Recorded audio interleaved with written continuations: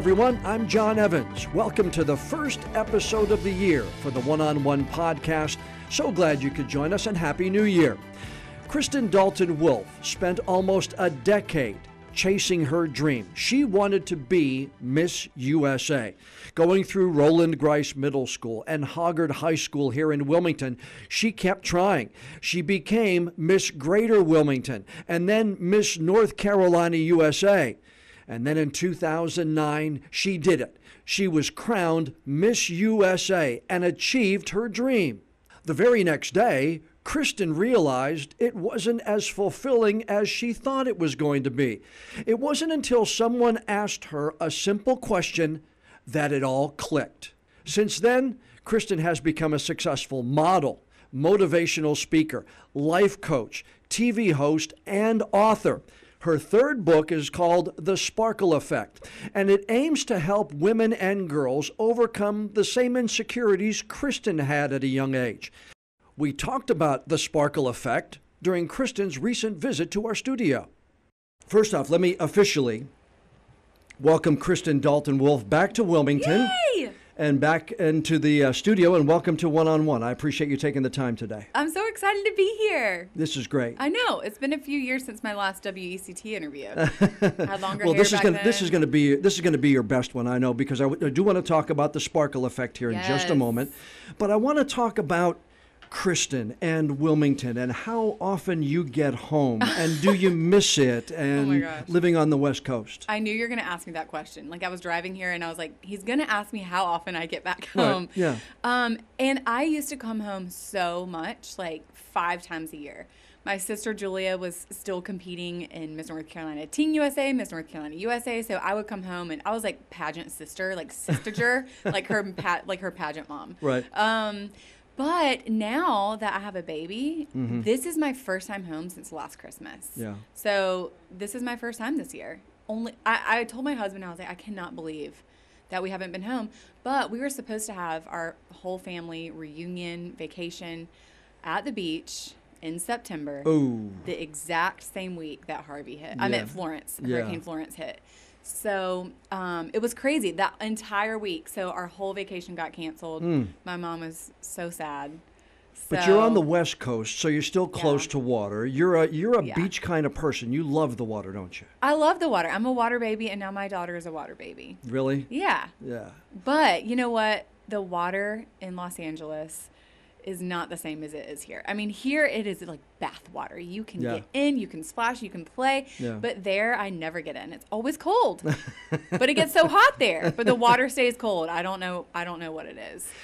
I need a wetsuit. I do want to talk about sparkle effect, and one of the things about this that I want to talk about first is I read it, and you talk about growing up, and you talk about performing, and you talk about home, but you really don't get specific. You don't mention Wilmington. You don't talk about Hoggard. And I'm wondering, was that, did you know you wanted to do that? Did you want to keep it general? Did you not want it to be a book about home? What about it? That's a good question. I don't think I really thought about it that much, probably because it doesn't necessarily relate to the reader. And so I think what matters is my feelings and how I was experiencing it versus specific, titles and cities. Because those of us who know you know that you went to Hoggard High School, know that you performed down at Thalian, know that you did all these things, and we're like, oh, I remember when she was Hoggard. I remember when she went to ECU. I remember all this kind of stuff. And as I went through some of the stories, when you were young, you were shy and you didn't have a lot of confidence in yourself. And that's not the Kristen that I've known for a long time. Right. Well, I don't know if I would say that I was shy, but I was insecure. Yeah, okay, that's the word. As in middle school and in high school. But as a child, I was very outgoing, very fearless, imaginative. I had big dreams. And then I think what happens as a teenager and a young adolescent is you start either getting left out or you start noticing, like, am I wearing the right clothes? You start wondering if you're pretty enough or if boys like you or if you fit in. And then all of these kind of questions start coming in. And I was a new girl at school. We just moved to Wilmington from Concord. Right. So it was my first year at Roland Grice Middle School in the 7th grade. I had a really short haircut. I had a face covered with acne and braces. So I did not feel pretty. Yeah. I felt really lonely at times. And so that was that whole phase. I mean, I felt like it was like 9 years of the ugly duckling phase I had to just kind of work through. But through all of that and through feeling insecure and even years of feeling depressed, I still had this dream of becoming Miss USA one day. Right. Yeah. That was almost like ingrained in you. Totally. Yeah. It was a constant. And and that's a really important message of the book is, we're going to go through years or phases or seasons of not necessarily feeling confident or feeling worthy of the dream that God put in our heart, but we still have to make a decision that we're going to believe that if God put a dream in our heart, that we are worthy of it, even when our feelings don't match up. And so that's what I would do. Like when I looked in the mirror and I saw a face looking back at me covered in acne, and the boy that I had a crush on called me tomato face or called me disgusting, or a girl at dance asked me, like, is something wrong with you? I still was like, they just don't know. Yeah. Yeah. God has told me I'm going to be Miss USA one day, and I'm going to push through and live as if I believe that, even when I don't feel like it. Kristen, don't you know you are a daughter of the King? The turning point, wasn't it? Paradigm shifting moment in my life. Yeah. 100%. I mean, my family raised me in the church, believing in Jesus my whole life. But there's a difference in having Christian values and knowing who you are. Walking with a confidence. Knowing what God says about you and knowing what you have access to. And so being a firstborn, I'm a natural born like performer. I'm an approval seeker, a validation seeker from adults. Like I want to do the right thing. I want to make my parents proud, make my teachers proud. And so, and I wanted to make God proud too. And so that put me in a position where I was operating from this place of emptiness where I was lacking something. So I was like striving. And so when someone told me one day after I was Miss USA, I had moved to Los Angeles. Someone told me for the first time, Kristen, don't you know that you are a daughter of the King? I know a lot of people might hear that now. It's kind of like a little bit more popular. That was a paradigm shifting moment because I was like, what? Hold on a second. First of all, I'm going to tweet that so my future husband knows that I'm special. Second of all, if I'm a daughter of the King, that makes me a princess and not just like, like a frivolous, like silly princess that wears pink and glitter like a Disney princess. Right. Even though Disney princesses are powerful. I quote them all throughout my book. Yes, you do. It makes me royalty. It makes me someone who knows who I am, who's operating from a place of victory rather than for victory. And so I got very passionate about what it meant, which really kind of shifted my entire career. I started a blog called sheismore.com. Right. I've written some other books too, Rise Up Princess, and then a journal that guides you into connecting with God's voice. But I was like, what does that mean? What does it really mean to be royalty, to be God's daughter? And that's really when you discovered the sparkle as well. And even though, I mean, the sparkle is out in you, but we all have that sparkle. Exactly. Is what you even you have it, Jon. Even I have it. Even I have it. We'll call it guy glitter. Guy glow. Glitter, yeah. Guy glow. But I find it interesting that in the book you say that even those who don't maybe know they have it, it's there. It's within them. Yeah. 100%. Yeah. And what's interesting is the whole sparkle effect concept started as I was competing for Miss USA. I was not a front runner. I talk about this in the book. Yeah. I wasn't on anyone's prediction list other than, like my mom and myself, because I was like, even though you don't see it, God told me, and I'm just going to show you, so you just wait. Right. And I think we should all have that attitude. Not like in a cocky sense, but in this like quiet confidence of knowing like, hey, if you have this stirring within you that has literally never gone away, you need to honor that and steward that well. By believing it and acting as if you believe it. So So even though I wasn't a front runner, no one saw me coming. I was what you call in the pageant world a dark horse. Yeah. So, which is basically someone who surprises Yeah, you, you know? Well, I mean, but they didn't know you, and they didn't know what was inside you They at the didn't time. know. Yeah. So the head judge came up to me after I won that night, and she goes, I just want to let you know that after they announced the top 15, all the judges leaned into me, and they were like, how do we know who to pick? All these girls are really pretty. Mm-hmm. And she's like, you're going to see it in a girl. It's the girl who sparkles. It's in her eyes and in her smile. And then she said, after the commercial break, they all leaned back in and they were like, we see who you're talking about. We see the girl who sparkles. And she goes, Kristen, that girl was you. Nice. And at that point, I was like on my winning high. I didn't really like think much about it. I was just like, great, so glad it worked out, you know? Appreciate it, yeah. But then after I moved to Los Angeles and I started working in entertainment, going on commercial auditions, print auditions, started coaching girls in pageants and just even in their confidence and identity, started judging myself, I started to see firsthand what she was talking about, that it was true. We hear about this concept called the it factor. Mm-hmm.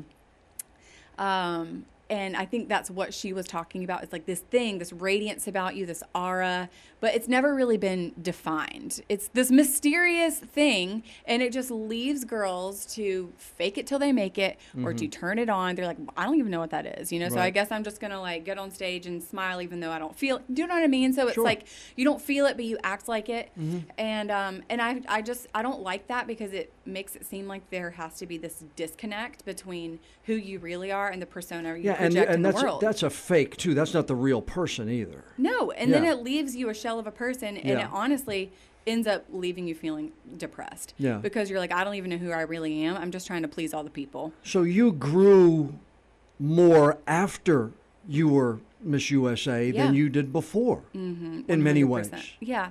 Even though I did have this like confidence about me and this backbone and resilience as I was competing. There's just been a whole nother level ever since. And that is the place that I want women, and especially young women and teen-age girls, to operate from at a younger age, so they don't have to go through questioning themselves, doubting themselves, trying to change themselves to please other people or to please the cool girls or whoever they want to like be their friends, or the boy who they want to like them.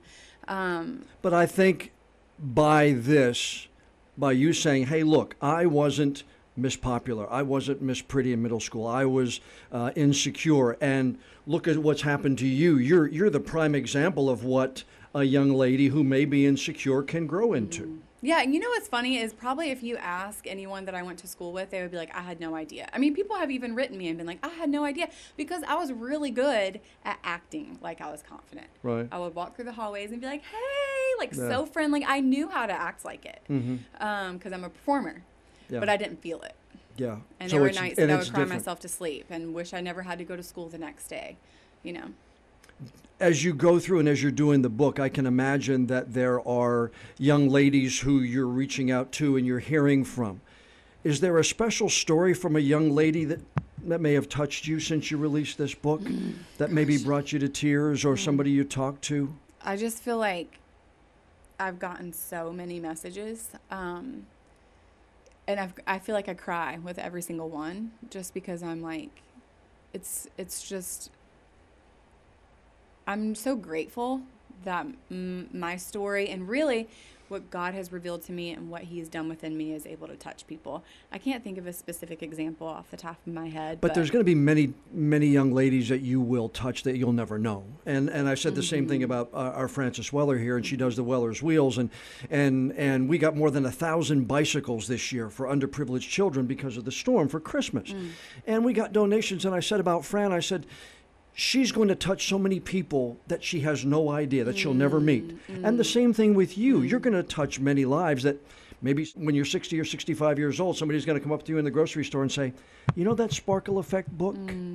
You really changed my life. Is that why you wrote it? So interesting. I feel like there's so many reasons that I wrote it. I think a big part of it is just honestly stewarding what God has done within me. Like the work that He's done within me, the transformation that He's done within me, I want to steward that well and and help more people. Multiply. It's like multiply the impact, you know, because I've done a lot of work to press in to get the breakthroughs and to get the revelations. So, like, for instance, even after I was Miss USA, I remember I moved to Los Angeles, and I would like scroll on Twitter and check out like what other former Miss USAs were up to, what they were booking, to kind of measure my success and like how I was measuring up. And I would compare myself to them, or even Miss USAs who came after me, who then had, you know, Instagram. I didn't have Instagram when I was Miss USA, so they now have like 500,000 followers, and I would feel kind of jealous and triggered. Like if I would scroll past their thing and see that they were doing something that I didn't get to do, or they had an opportunity that I didn't have, that would make me feel intimidated or inferior or jealous. And I was like, you know what? I cannot. I can't do what God has called me to do if I feel this way about people. Like if I feel triggered in that way, if I can't actually feel happy for them, if my knee-jerk reaction is not celebratory, and if my knee-jerk reaction is jealous and inferior, then I can't actually be genuine in helping people and making impact. So I was like, God, you're going to have to do something. Like, we need to work this out. And so, I mean, I spent probably half a year trying to get breakthrough in that area, and it is so amazing. Like now I can see girls who are in my space doing the same exact thing that I'm doing have success and be like, oh my gosh, that's so awesome, good for them. And that is my true, genuine, behind closed doors reaction and feeling. And I want other people to have that too, because that is freedom. But that's tough when you're a performer and you're somebody, whether it be a newscaster, whether it be an actress, whether it be a singer, you're competing for, in our case, ratings. In some other case, you want to be called for the next modeling shoot. You want to be number one on the charts and have somebody else be number 2 and 3. Yeah, right. So there's always that sense of competition. Yeah, and if you can feel better for somebody else and not necessarily like you're competing against them, that's a pretty big step. It's huge. I mean, and it's also the comparison game. Like, even if you're not a competitor, if you're not a performer, it's still just this matter of like looking to the left and looking to the right to measure how you're doing and comparing, you know, is my husband as sweet as her husband? Like, did he buy me a diamond ring for Christmas? You know, did he buy me a car? Like, how come she gets this and how come like he's so godly and my husband isn't? You know, like those kind of like inner meditations that I feel like women have that honestly they just dull your sparkle. And it's not how you're meant to live. What's it like to write a book? What's the process like? You've written this, your third one now. So intense. This is your third one now. I mean, take me back to that first day you said, I'm going to write a book. Okay. What'd you do that next day? Get a sharpen your pencil, get a pad out? It's really cool because the idea of writing, I knew this is a book I've been waiting to write forever, but I just didn't know how it was going to be framed. I didn't know how it was going to be organized, like what it was going to look like exactly. So it really, and this is something I write about in the book too, is I got a vision from God in church one day. So I was in worship, and he gave me this vision of me as a 12-year-old girl, and I was sitting at the hearth of our fireplace with my short hair, and I looked sad. I had like sad eyes. And then he showed me when I really encountered him at the cross, and he put a crown on my head, and when he did, my entire countenance changed. It was like the moment in Cinderella where fairy godmother touches Cinderella, and she changes from her rags and her tears into who she really is. She is a princess. And I was like, oh my gosh, like, and tears were streaming down my face as I saw this vision. I was like, wow, this is what Jesus has done in my life. And he was like, I want you to tell other people. I want you to tell all the girls how they are princesses too, and how they get it and what that looks like practically. Like, let's break down what this quote sparkle is, or this quote it factor is, because everyone's trying to get it, but in the wrong ways. And they get to actually feel confident. They actually get to be confident. They don't have to fake it. So let's like work this out. And so there's this. So I kind of modeled it through. There's this book series called The Power of the Praying Wife. Have you ever heard of it? No. Okay, it's like best-selling book. Okay. Power of the Praying Mom, Power of the Praying, all the things. Right. So the way that she structured it is amazing, and I wanted it to be an easy to read book, like it is. easily Yeah. digestible. So I broke it down into 31 chapters. Right. And each chapter is a concept, one that I have specifically dove into with God, gotten my own revelations. I've been through certain things in that area. And yeah, that's how I broke it down. 31 chapters. He told me to like start it, end everything in prayer, root everything in scripture. So. That's neat. But I'm talking practically, like years ago when your first book, when you had an idea for the very first book, you weren't an author. Right. You were a college student, Miss USA, you were doing modeling. Yeah. And all of a sudden, I think I'm going to write a book. Well, ever since I was little, I did have dreams of being But how an did you author. get started? Was it difficult to put that first letter of the first word on a page or on a screen or on a typewriter? No, it wasn't difficult. The most difficult part is, like I said, figuring out the structure of the book and the format and how you're going to outline it. Because once you have that in place, then you can move. Okay. It's really figuring out the structure. So my first book was Rise Up Princess, Right. which is a devotional, 60 days to revealing your royal identity. And I think that every book, if you're asking basically if anyone wants to write a book and they're like, how do you even do it? I think that it all starts from I think the best way it can start is through a story, something you go through and you being personally inspired that you're like, this needs to get out. This message needs to get out, and this is the best way to break it down. So with that book, what happened was my husband and I went on a trip to Australia where we were speaking in youth groups and schools, and every single night I would like speak in the youth group, and then afterwards be with the girls. They would be in my lap like crying, telling me these are beautiful, like gorgeous teenage girls that I thought were so cool, like probably the popular girls at school, and they were crying in my lap, telling me what they were really going through, that they were suicidal, that they were depressed, that they had just been molested, or they had been raped, or they felt like they needed to have sex with their boyfriend, or whatever it was. And I was just sitting there like, what is going on? Yeah. Like, these are girls who are plugged into church. These girls are in youth group, and they don't know who they really are. Yeah.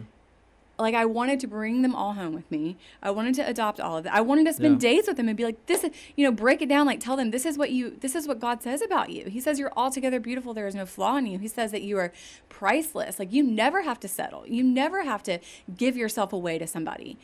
And so because I couldn't spend all that time with them, I was like, I wish I could leave them with something. Just be like, here, this is what you need. Here's the guide. Here's a like, step, let's step break by it step. down. Like, yeah. So that's what I did. That's what inspired me, is like, there needs to be something. And there was nothing out there that I could give them.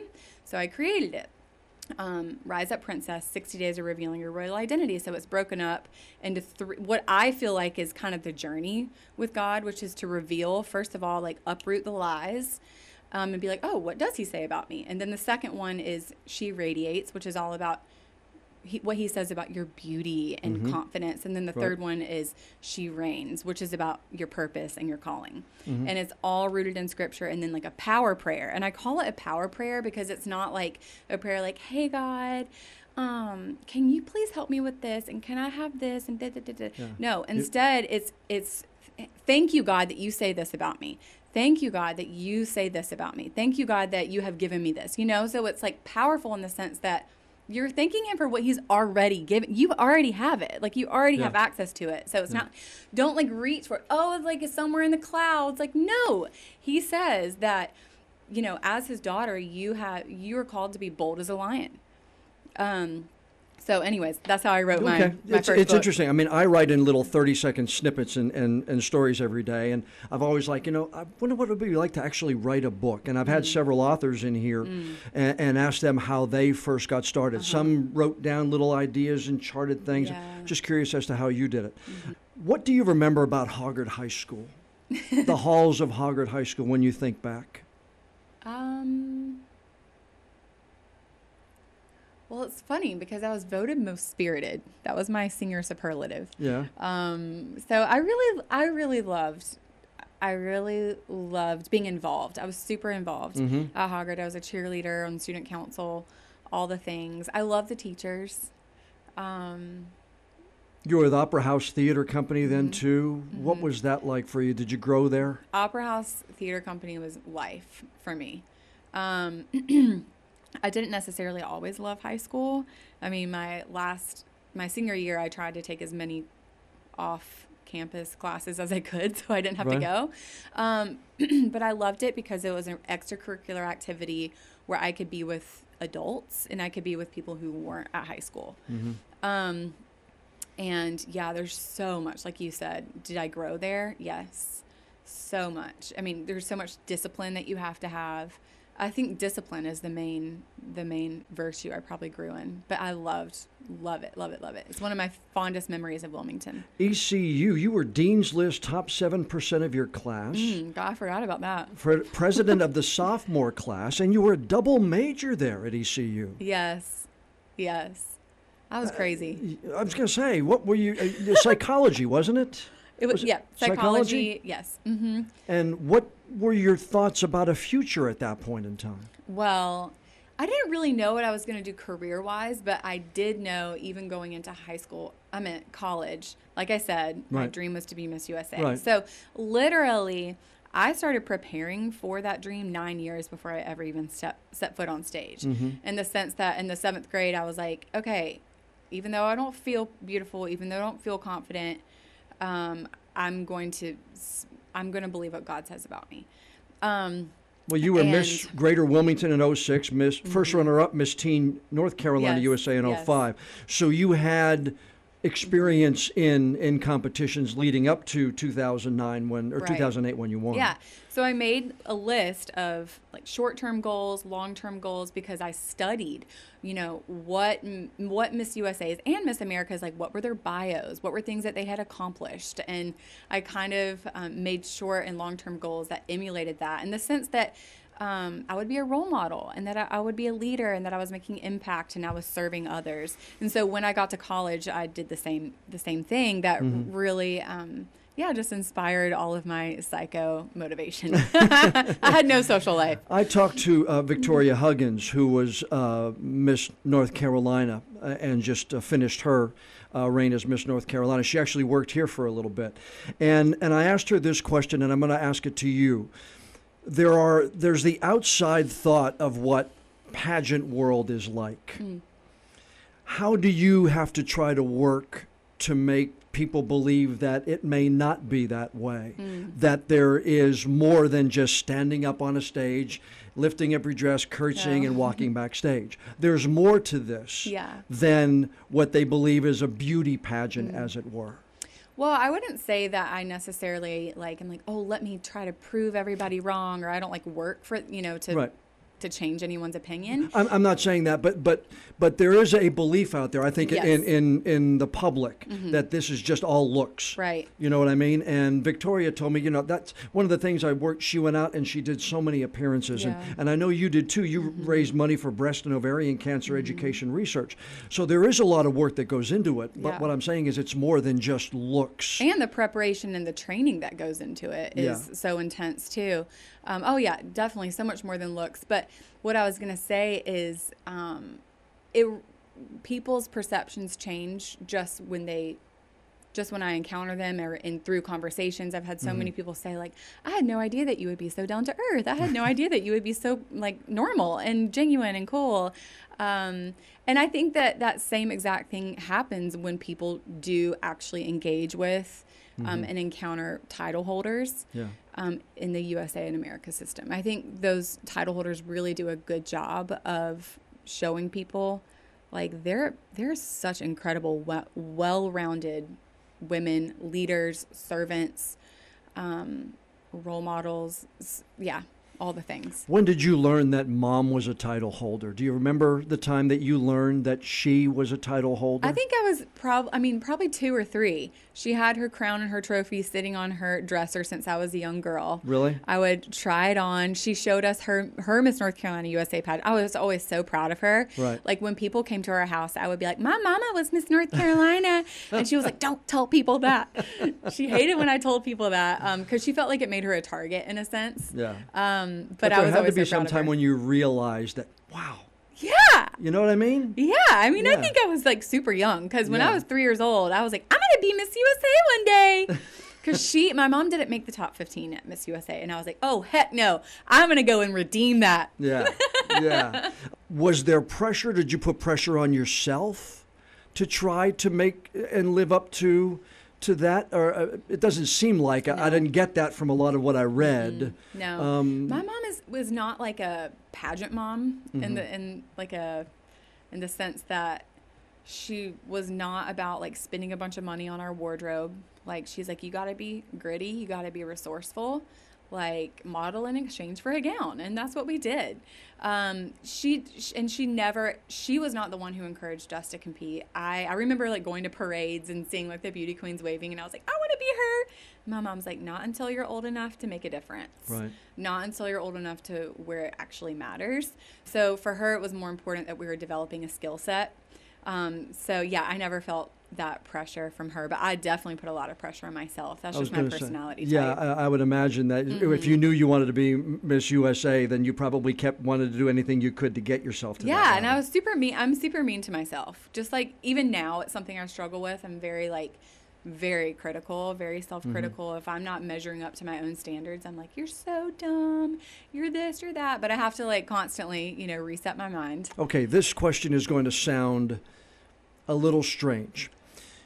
As Miss USA and as a title holder, obviously there are probably guys who are trying to do whatever they can to get your attention, to impress you as you are getting older.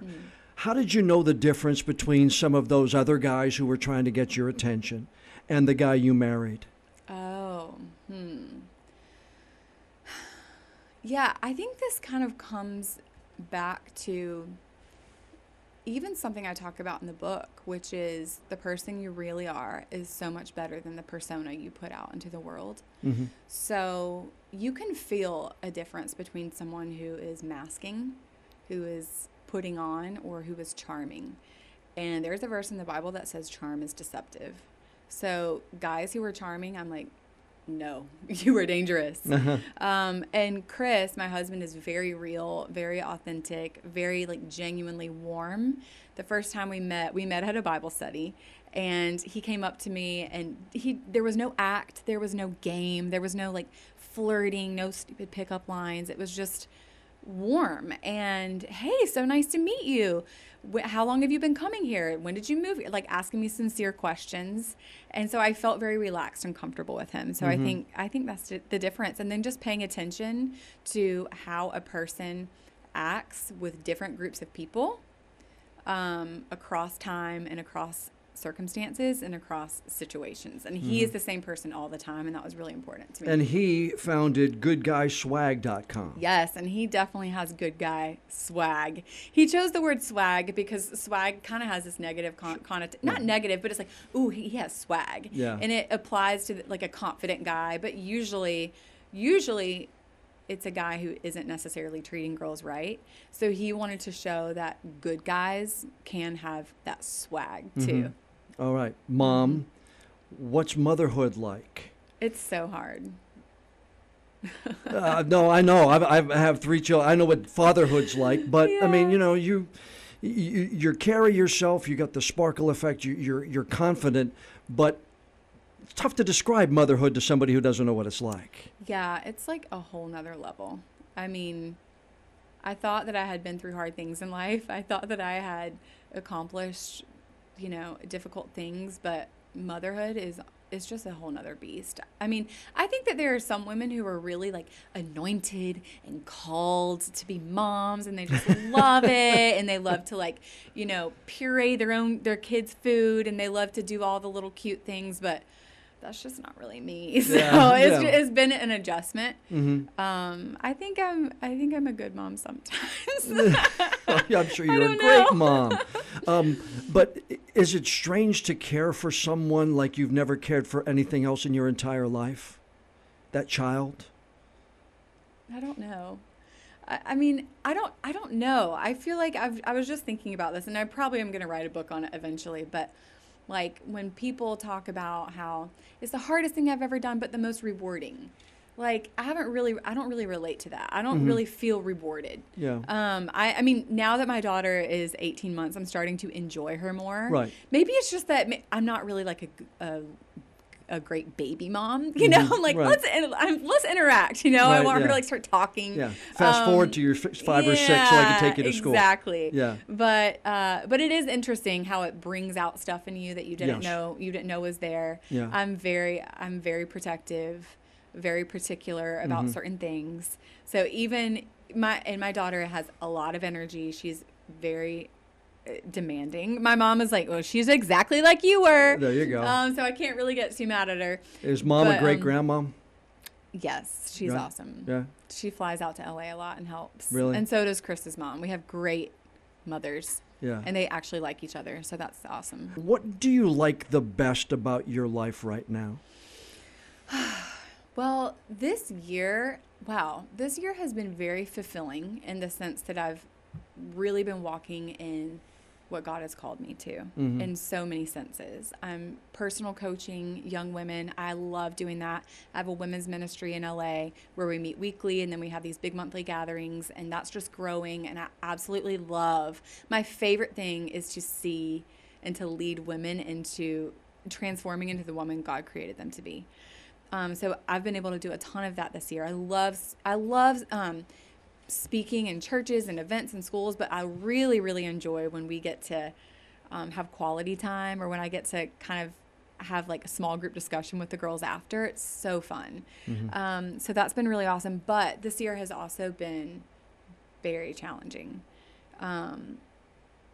What's interesting is even releasing this book, the months leading up to it and all of the work that I did to launch the book brought up stuff that I thought I was completely free from, just major self-doubt, really just being so hard on myself, feeling like I'm not legit, you know, or like I'm kind of an imposter, or like I'm trying to be like this. I'm trying to release this book, and I'm trying to make it a big deal, and I'm trying to like reach as many girls as possible. But maybe like this is one of the thoughts I had one day. Is like I was like, maybe there are some people who are just born to be winners in life, and I'm not born to be a winner. I'm just trying to be something that I'm not. And so it brought out that kind of stuff in me, and I was like, this is so crazy, because this is stuff that I write about in my book. I was as you're sitting there telling me that, I was like, that doesn't sound like you, because you're trying to tell people in your book ways to not be like that. Right. So I think what happened was, I was like, what's going on, you know? And I think what happened was I was entering into new territory for me that I'd never entered into before. And I was taking on new ground. And when you enter into new levels, there are new devils. So interesting. You're That's a great line. I love that. New level, new devil. So entering into new territory or doing new things will stir up stuff within you because our inner healing and our freedom and all that stuff, it's maintenance. And so that's what I'm learning. It's not like you get this breakthrough and you're free from it forever. Like, you got to keep working on it. Yeah. By the way, thank you for helping raise money for breast and ovarian cancer. My wife is a breast cancer survivor. Wow. We lost her mom to breast cancer, lost my mom to ovarian cancer. What? Wow. So I want to thank you for that.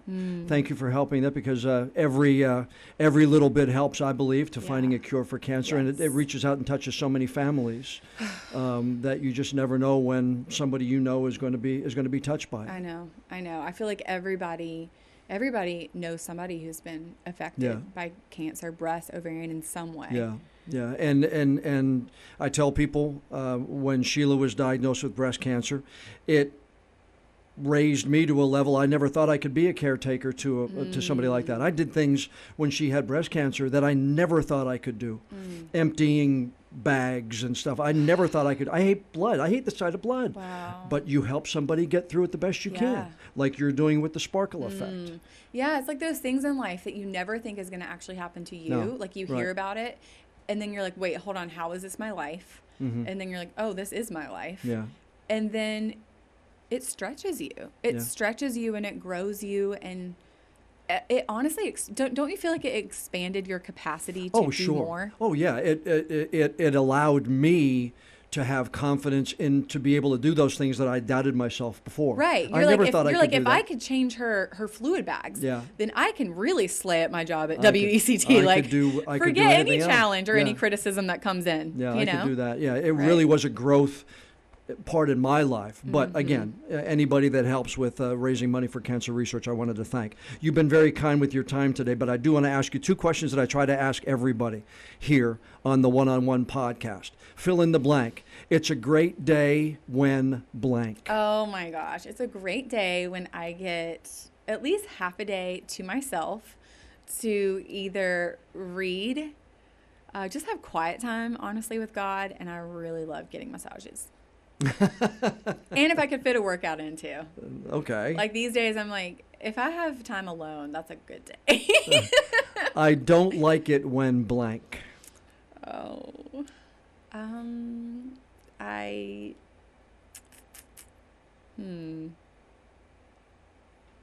don't like it when there's conflict. I hate conflict. I don't like it when people are mad at me. It's like the worst feeling. Yeah. But then it's really fun to practice healthy confrontation and conversations and work it out. Yeah. And to practice humility. Yeah. Like, did I actually do something wrong? And learning how to say I'm sorry. And grow from it? Yeah, totally. Grow from it. It's really cool. Okay, new mom.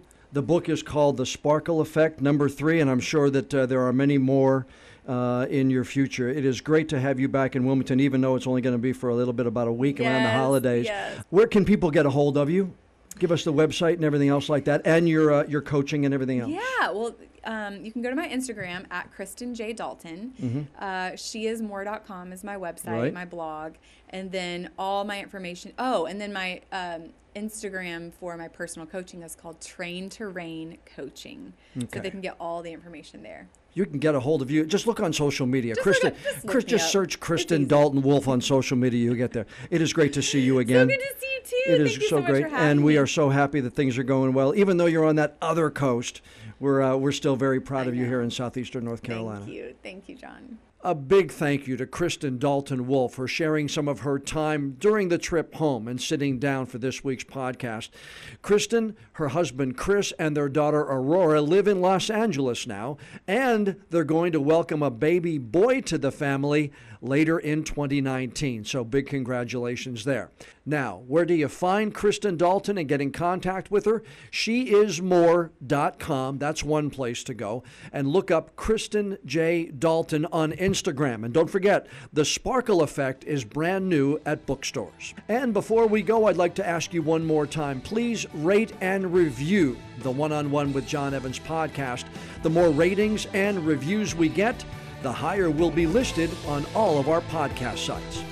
I'm Jon Evans. Thanks so much for joining us for this week's episode of One-on-One.